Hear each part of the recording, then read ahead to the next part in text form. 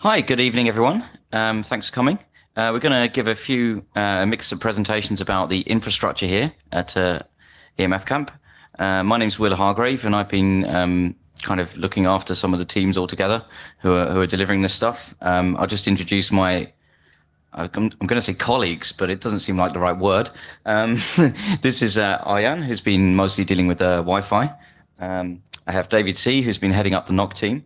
Equi has been working on a lot of the core network and other interesting things. And Peter, who has come from Germany to do the VOC video casting. So thanks very much.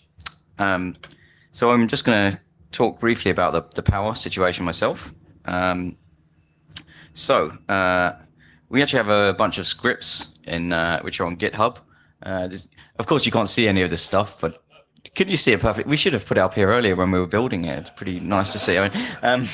Yeah, we actually have a bunch of Python scripts that I smashed together in 2014 because I got really frustrated with Excel spreadsheets for planning power and using NetworkX and some cool stuff like that and spitting out a diagram to make sure that we don't order the wrong connectors.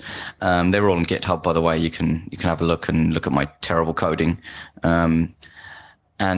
So this time we have two power grids with actually for the critical stuff. BS7909, Code of Practice for Temporary Electrical Installations, requires us to have two sources of input for site lighting. So we actually have a mains failure panel somewhere out here. So if one grid goes down, the essential services are protected, which we didn't do before. We have two 200 kVA generators, one droning away down there and one droning away up there.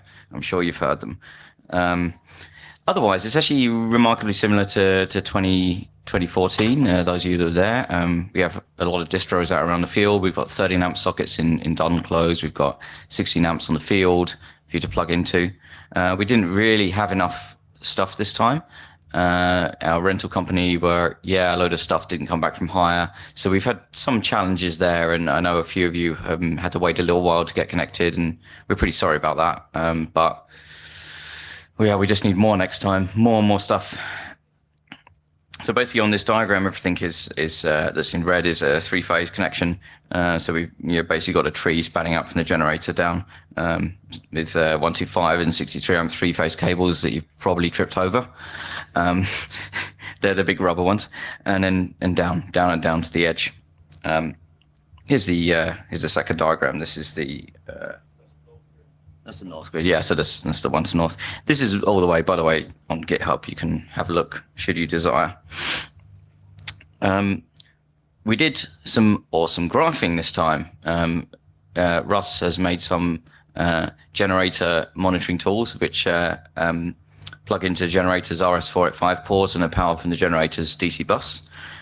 So we were able to collect actually properly from the generator all the stuff it displays on its front panel, all those super nerdy things like what's the engine coolant temperature of my generator, or how much fuel is left, what's the burn per hour, what's the, some of this is actually useful, and I don't really care that much how warm or cool it is, as long as it's not boiling.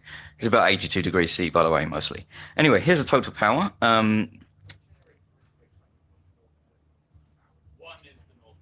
One is the north one, and two is the south.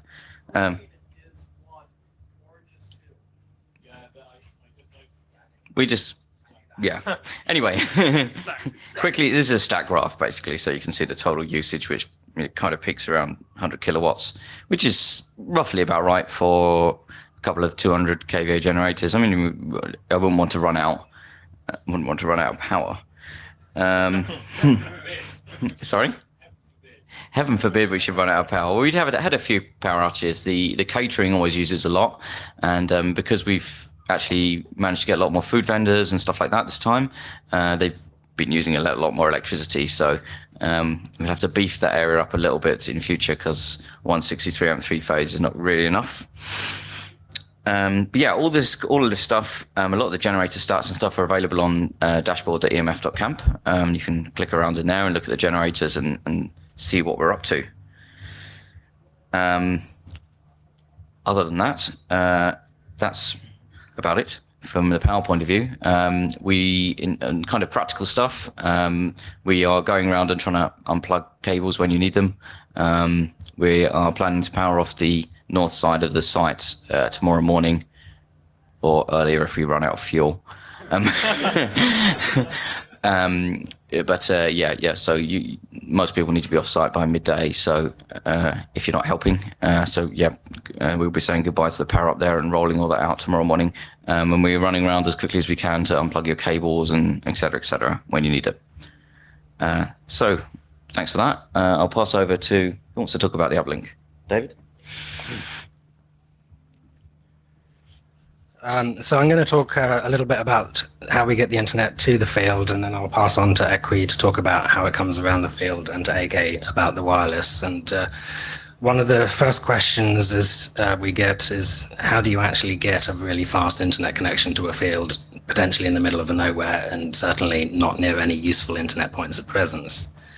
Well, in 2012, this is what we did. We did a microwave point-to-point link to a local data center.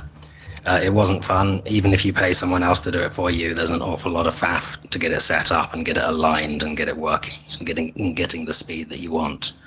So we said in 2012, we're never doing microwave again. And then in 2013, we did this. 13. Oh, yeah. Electromagnetic Field. And then in 2014, we did this. And then in 2016, well, mission accomplished. We finally have a fiber connection all the way down to the site from a provider. As you are probably aware, Loseley House is just up a few hundred meters up from our field, and they renovated their business park a few years ago, and they had the immense foresight to not only dig a very large trench all the way towards Guildford, several miles across their land, so they could have better access to fiber. But they also have a fiber network running around the business park as well. That network is managed by a company called Fiber Options, who've been incredibly helpful to us. We simply had to run a fiber of our own up to their nearest outside splice point and plug into their network. Mostly along hedges and fences, at one point along some steel wire up at a couple of trees, just to allow vehicular access if needed. And terminating Tuesday evening, I believe this was, late, in some late night splicing in the dark, just to test everything was working. So a passive optical network, as many of you will know, is generally designed to get a lot of fiber to a lot of places, whether that's along a large area or to a lot of businesses. And it does that by having passive optical splitters along the network that are relatively cheap, and it just basically forks the signal off and then recombines it on the way back up. And that's the technology they use up on the business park. But fortunately, I'll get to that in a moment. So this is what we were given as the ONT, the optical network termination device. It weighs a few grams. It contains a router, a 4-port switch, a couple of VoIP ports, and a Wi-Fi access point. Made of plastic. It is made of plastic. The only difference from your typical Soho router is that it's got a fiber input there. And I'm sure it's fine for most of their customers, a small business or a home user who only needs to do a small amount of traffic. And I'm sure it's fine when it works in routed mode, where it can use hardware acceleration to actually shovel packets around. Unfortunately, what we wanted is a bridge connection, and what we wanted was a VLAN that is presented here to us and presented to our router up in London Docklands, and has nothing on a logical level, has nothing else in the way. So this device was put into bridge mode, and it turns out that it does bridging in software on a 600 megahertz CPU. So before we even send any traffic down it, simply announcing our routes, which is the best part of a /16, so 50,000 IP addresses, simply the background noise of the internet, the port scans and things like that, was enough to completely knock this device out. I don't think they're used to dealing with such large address space going through these devices. But we talked to Fiber Options, who, as I say, have been incredibly helpful. We proposed a solution because it turns out that although they use passive optical network technology on the business park, there's not actually any splitters in the ground. The only splitter is The lower rack unit you see there, it's simply a way to get many ports into a single interface on their optical head end, which we noticed also had some SFP ports. And given that this is the only splitter, there was a clear fiber path, a single mode core going all the way from this site all the way up to their comms room up on the estate. And they very kindly allowed us to plug one of our SFPs into their unit there, running gigabit Ethernet, again on a single core because it's bidirectional optics, so it transmits and receives in different frequencies in different directions.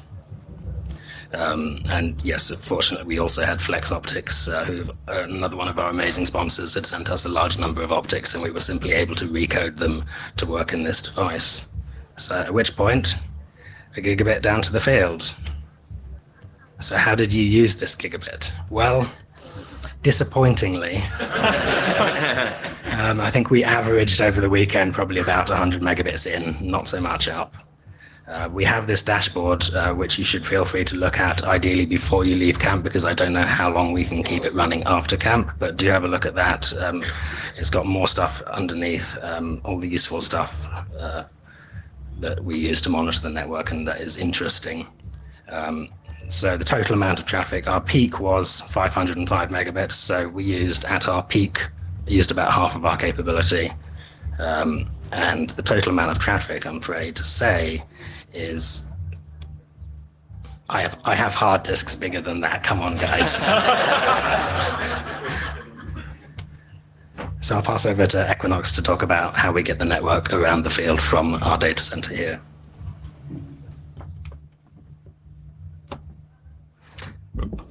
Hi. So I'm Equinox. I'm going to tell you a few bits about how we actually deliver the internet around the campsite.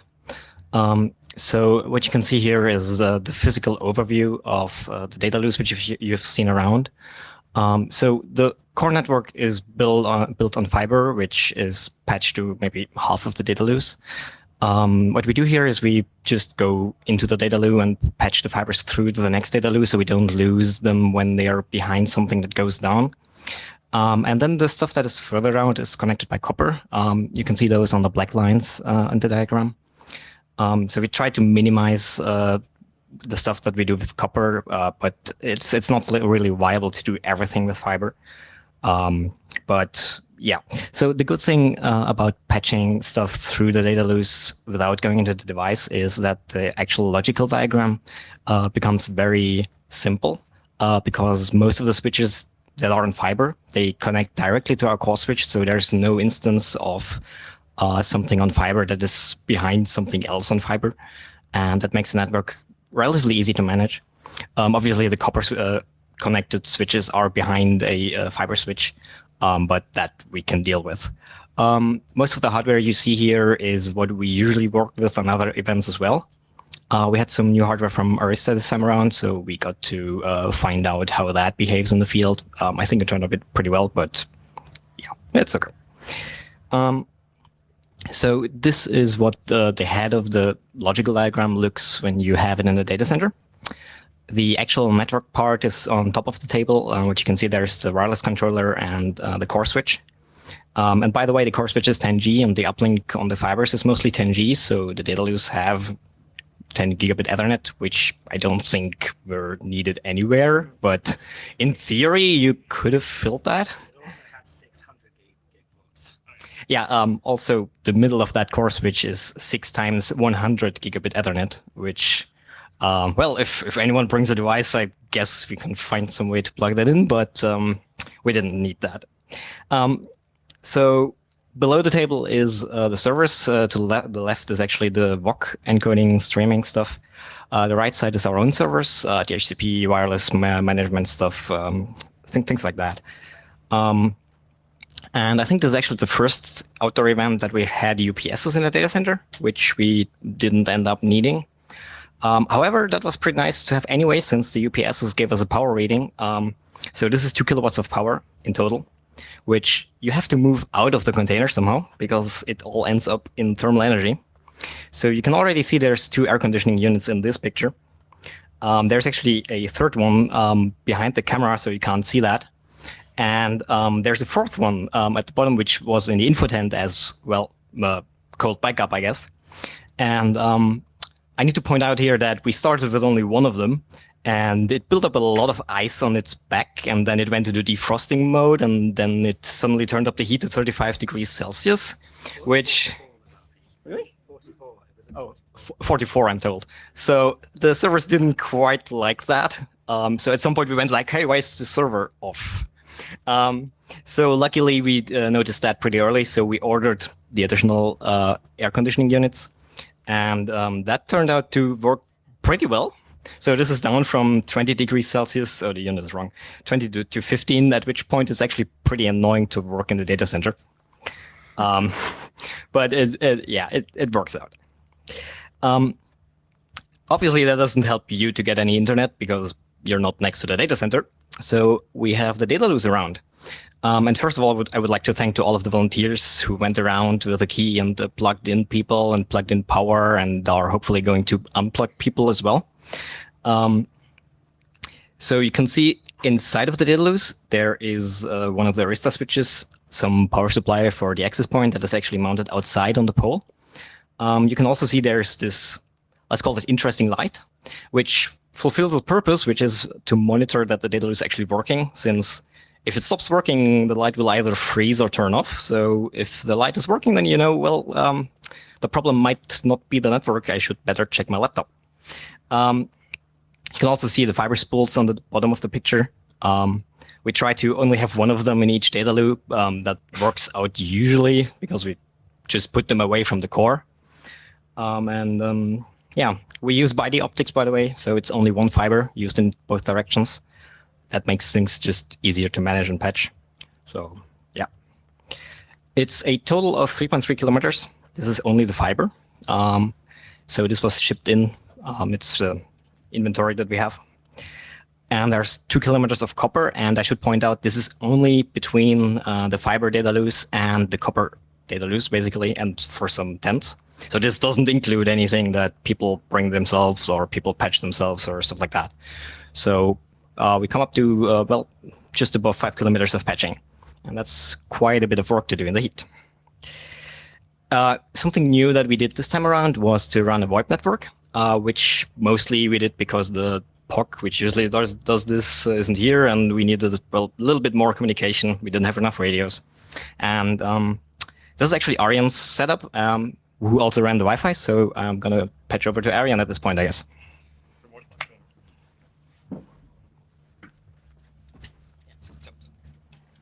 Okay. So Wi-Fi on EMF 2016. Some statistics. We had 66 access points deployed this time. It's a whole mixture of Aruba access points. They are either dual radio 8211N or 8211AC. Most of them are indoor, and some of them are outdoor rated. So the AP 247, 277. And we had a lot of the AP 135 in the plastic boxes on top of the dot enclosed.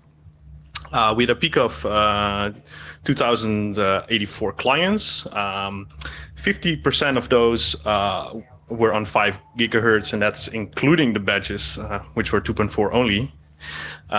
350 megabits of traffic we've seen at a peak, and a total of 4,200 unique devices we've seen on the Wi-Fi network.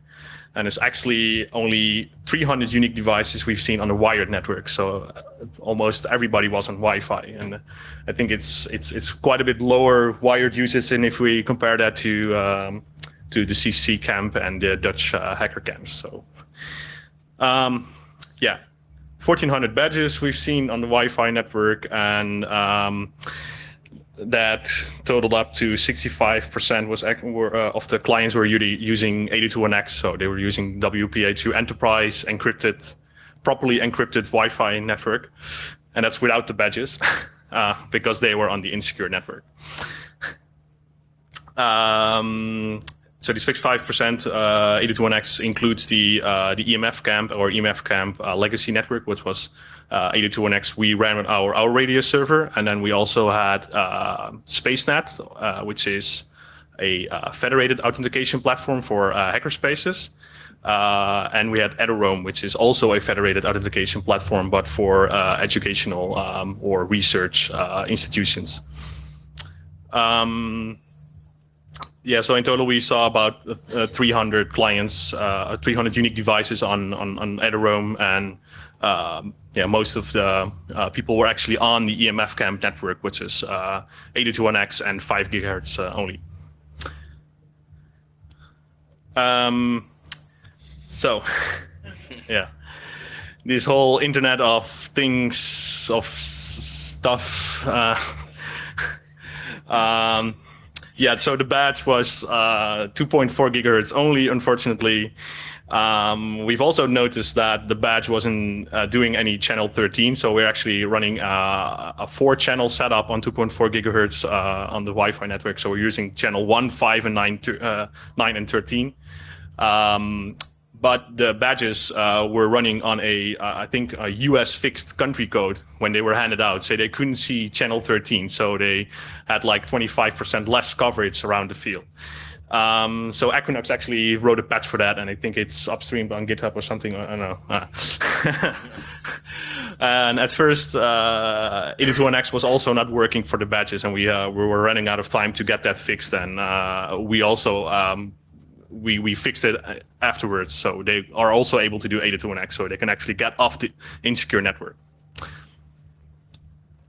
So some obligatory device and username statistics, as we do in other presentations as well. So mostly smart devices on the Wi-Fi network, so your smartphones and your tablets and that kind of stuff. And a lot of embedded devices, so that includes all of the badges, so that's and if we were looking at the operating system families, that is on number 1, of course, the badge with 1,400 devices. Oh, well, or at least the Texas Instruments, as we classified that with DHCP fingerprinting. Then we have Android, a lot of Apple devices, and apparently more Windows than Linux, which is sad. By one, yeah, well, it's yeah. And actually, for the 802.1x network, you could choose your own username password, but almost nobody did that, because I think everybody read the booklet and it said EMF, so that's on number 1. And there's also some realms on the right table for mostly Ethereum users. So a lot of yeah, Nothing Hack is actually from SpaceNet, and the rest of the realms is from Ethereum. So we like to collect a lot of statistics. So we also are collecting statistics about in which rooms or which areas are a lot of people. So we also look at how many people are in which stage, and we can correlate that data with which kind of talks there are. So this is on above you see all of the interesting talks. We had a lot of visitors. So we had the opening talk, and then on the first day, and then sex robots, and then after that people were going to sleep, and apparently a lot of people are sleeping in field G, so we can see that at night. And then the next day we're seeing the talks of The Simpsons and how I used to rob banks, that were extremely popular. And today we've seen a very popular talk in stage B on hobby electronics like a pro. We've also been fiddling around with a project of ours, which is a Wi-Fi probe project, where we have an OpenWRT device which will look for nearby access points and try to associate with the access point, try to get an IP address, send some traffic, that kind of stuff. And it will report back to our Graphite server about what kind of results it got while doing those kind of tests, so we can try and monitor the network from a different perspective. So this is also on GitHub, and if you feeling like helping out with this project, then be very welcome.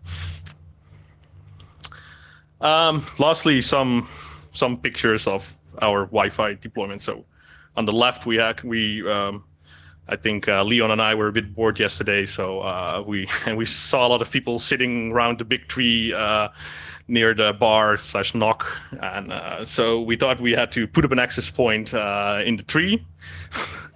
And at the back of the field, there were almost no datenclose anymore, but there were still people camping there. So we had to do something to get a little bit of coverage there. So we mounted an access point to the fence, which is actually has a directional antenna, so it should be able to get pretty far in terms of signal. On the right, you will see the whole all of the wooden poles with the plastic boxes with the Aruba AP135 in there, ready to be deployed to the datenclose. Anyway, that's it for Wi-Fi. I'll go hand it over to Equinox again, I guess, or David, or yeah, okay. See how much time we've got first. Oh, we didn't start the timer, so I don't know how much time we have. So it should be almost over yet. Well, I'll be very quick on this part. For the first time ever, Thursday evening, the network was set up. We were scratching our heads thinking, what have we forgotten? Usually we're running around still during the opening ceremony putting switches out, but this time, as soon as all the power was completed Friday morning, the network looked like this, and it stayed pretty much like that the whole weekend. So some NOC members took on additional projects like monitoring the background radiation in the data center, convincing people to use more bandwidth, or monitoring the stock of mate in the bar. We've had 3 copyright complaints so far, although we're not convinced that it's not just an elaborate troll, because they're for some quite bad movies.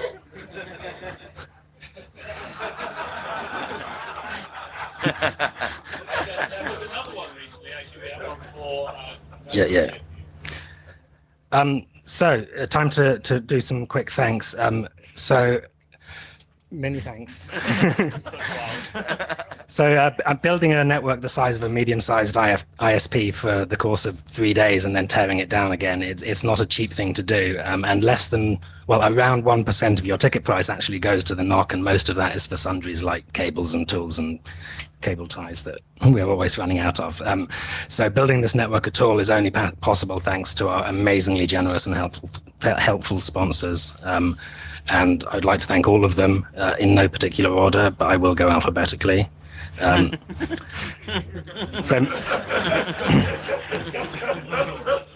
So many thanks to Aruba, Booking.com, the Chaos Computer Club, Comtech Enterprises, eventinfo.org, Fiber Options, Flex Optics, LonApp, and Sargasso Networks.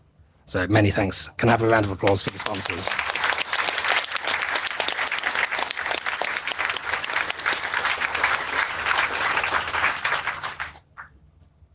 So as I'm sure you all know by now, this event only works if people volunteer their time. And for those who have, we thank you very much.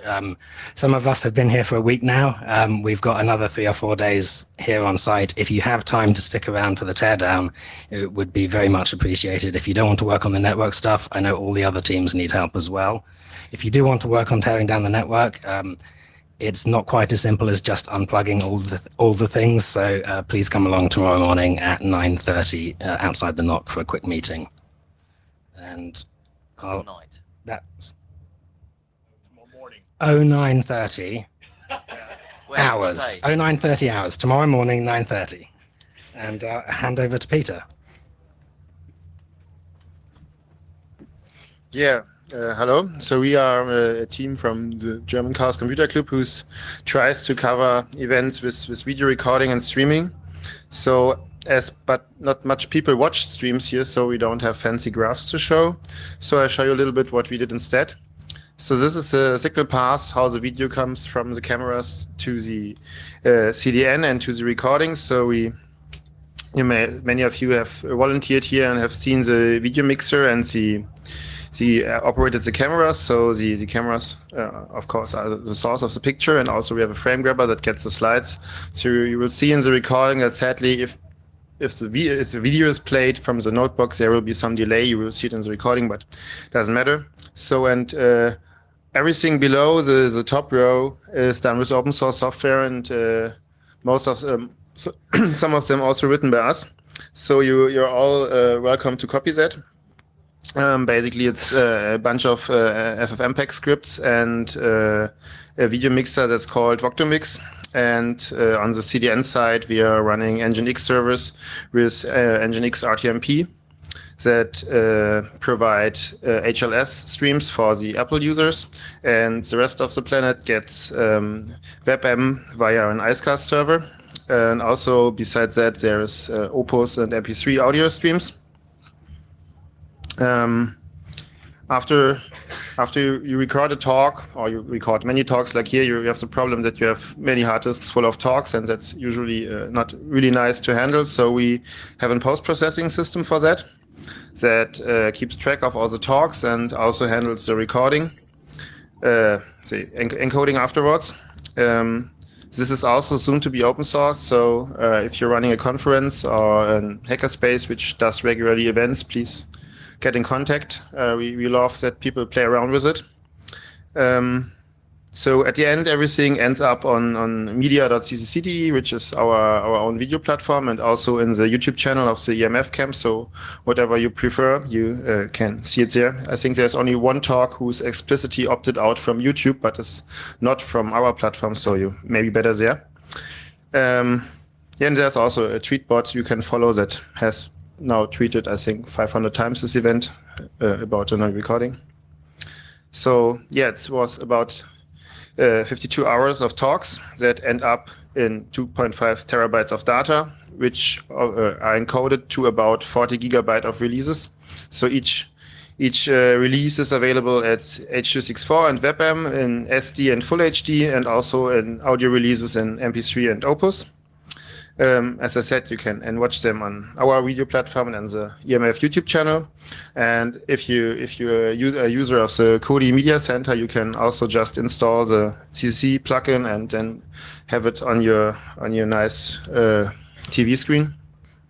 The both machines you see on the slides, the one on top are the machines that are in the tents that getting the feeds from the cameras and do the streaming encoding and record to the hard disks an MPEG TS stream.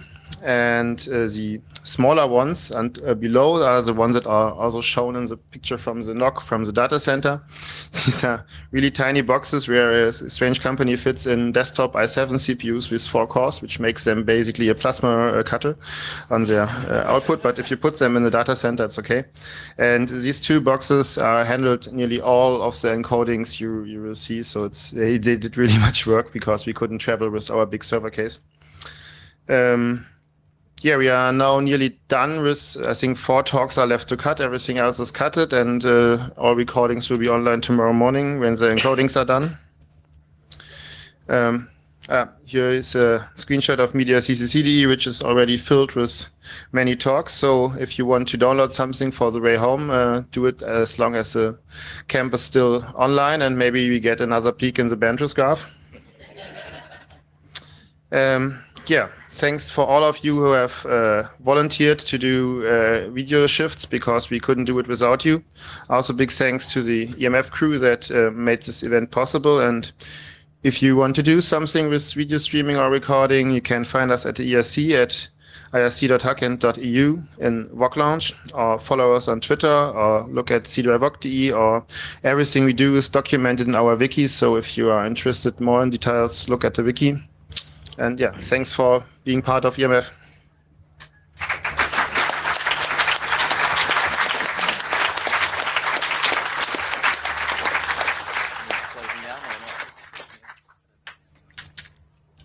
I think we've got a small amount of time, some questions. There's usually some people who want to ask something, so feel free to do so.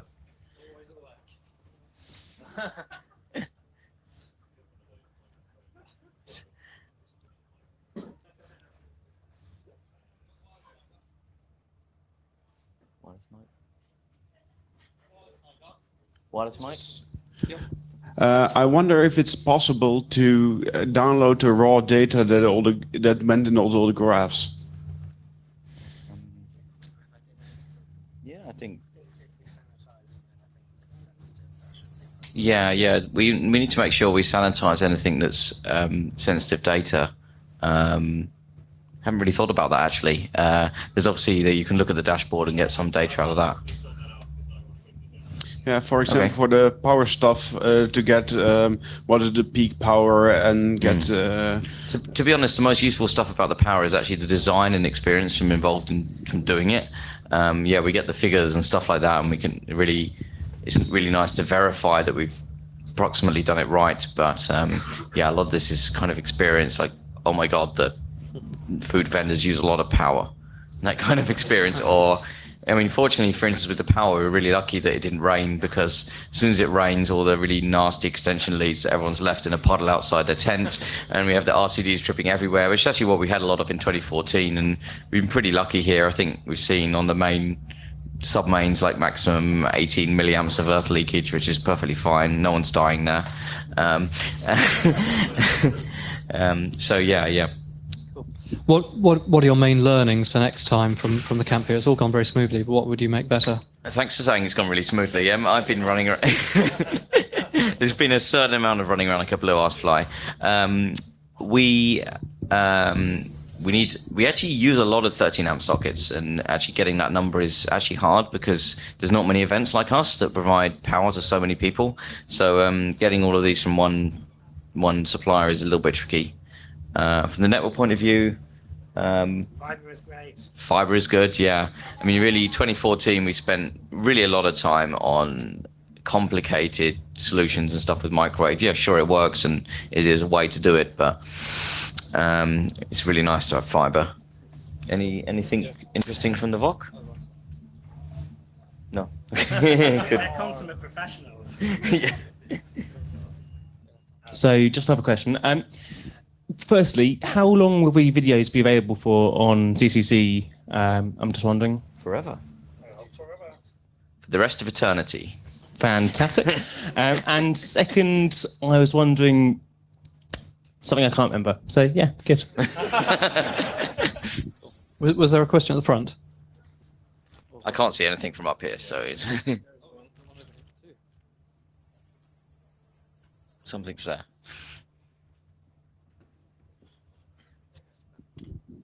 Hi. You've got a lot of different kinds of network devices in your network. How are you managing them? Are you just going in on the console, or have you got some kind of tools for actually automating it to some extent? HP OpenView, not. So we started building scripts in 2012 and have been improving them year on year to automate all the things. We have a Google Docs spreadsheet as our ultimate source of truth, and everything is built from that. You may have a different preference. We find it convenient to be able to collaboratively edit it at the same time. It has everything from our switches, their locations, our access points, our addressing scheme, our VLANs. So all the data is consistent, and then we have a bunch of Python scripts, which you'll find in that GitHub account that just generate everything.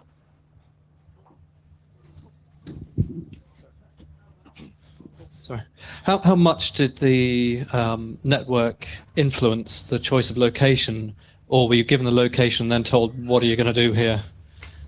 There is a bit of influence on that. I mean, obviously being in the home counties, we have a lot more options. We have looked at some fabulous sites that are in, really nice areas of the UK where you look at it and you say, well, my options for internet here are so limited. Sure, you can throw money at the problem, but we don't actually like to throw money at the problem. We'd like to have a friendly supplier that's local. And, every EMF until now, and also the other similar camps have relied on, the generosity of supporters. Yeah, sure. I mean, I can go and spend serious amounts of cash on an expensive circuit here, but it's not actually appropriate for this sort of event. So yeah, there is some influence there, and it is there's a lot of it is one of the factors, as well as alongside all the more complicated things like what's the road layout like, all of these sort of physical layout issues that are quite complicated. It is a factor, but not a huge one. Question for the VOC guys: those i7 plasma cutters, what were they? Are they? It's a gigabyte bricks, and they sell it as a gaming PC, which I don't know who will game on it, but yeah. Thank you.